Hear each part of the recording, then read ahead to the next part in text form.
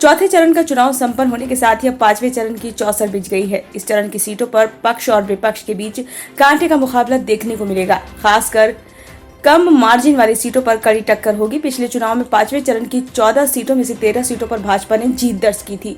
पिछले चुनाव में भाजपा की जोरदार घेरेबंदी के बावजूद रायबरेली सीट पर कांग्रेस का कब्जा हो गया था, लेकिन इस बार वो कोई कसर नहीं छोड़ना चाहती। कम मार्जिन वाली सीटों पर मोहनलालगंज, अमेठी, फैजाबाद, बांदा और कौशाम्बी में भगवा, खेमा, एड़ी चोटी का जोर लगाए हैं। इस चरण की 14 लोकसभा सीटों में 71 विधानसभा सीटें हैं। इनमें से 41 सीटों पर भाजपा का और 30 सीटों पर विपक्ष का कब्जा है, इसलिए लड़ाई अपेक्षाकृत कठिन होने के आसार हैं।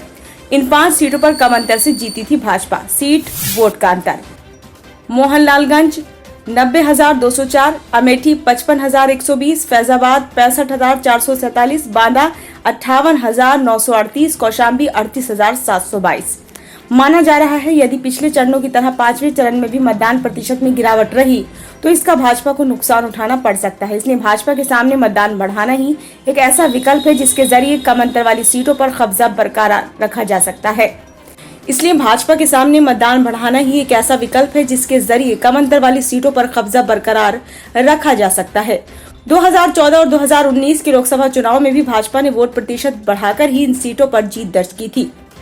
2009 में हुए लोकसभा चुनाव के आंकड़े बताते हैं कि उस चुनाव में मतदान का प्रतिशत काफी कम रहा है। इसका असर कई सीटों पर पड़ा, जिसका लाभ सपा, बसपा और कांग्रेस को मिला था। उस चुनाव में कई सीटों पर सपा ने बाजी मारी थी। अपनी परंपरागत सीट रायबरेली और अमेठी पर कब्जा बरकरार रखने के साथ कांग्रेस ने भी फैजाबाद, गोंडा, बाराबंकी और झांसी में जीत दर्ज कर ली थी।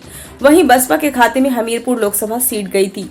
पांचवें चरण में बसपा को सुरक्षित सीटों से बड़ी आस है।